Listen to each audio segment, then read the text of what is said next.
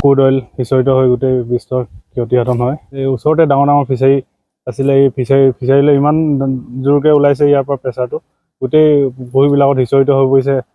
সন্মুখতে খেতিপথাৰ আছে, খেতিপথাৰলৈ গোটেই তৈল ক্ৰুড অইলবিলাক নিগৰিত হৈ গৈছে। এতিয়া হয় আহিছে, এতিয়া অইলৰ এইবিলাক গাফিলতি, অইল ইণ্ডিয়া লিমিটেডৰ গাফিলতিৰ কাৰণে এইবিলাক হ'বলৈ ধৰিছে। আগতেও হৈছে, ইয়াত বাৰে বাৰে পাইপবিলাক পুৰণি হৈ গৈছে, সেইটো কাৰণে বিস্ফোৰণ হৈ গৈছে। হয়, এটা ভয়ানক পৰিস্থিতি হৈ আছে, কাৰণ ইয়াত বহুত পৰিমাণে বৃহৎ পৰিমাণে তৈল সিঁচৰিত হৈ আছে। কেনেবাকৈ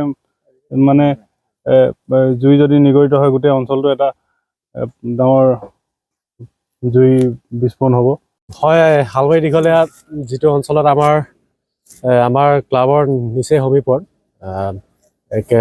অইলৰ যিটো ক্ৰুড অইল নিৰ্গত হৈ থকা এডাল পাইপ বিস্ফোৰণ ঘটে।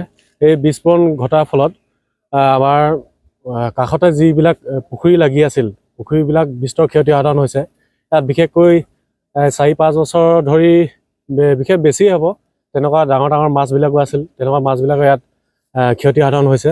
লগতে যিবিলাক পাইপ আছিলে, পাইপবিলাক যথেষ্টখিনি পুৰণি হৈছেগৈ।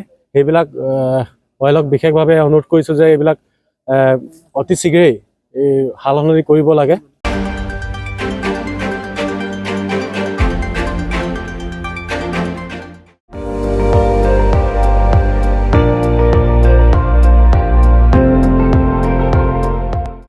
আপুনি চাই আছে ND24, সৰ্বশ্ৰেষ্ঠ নহয় সৰ্বোত্তমৰ দৌৰ।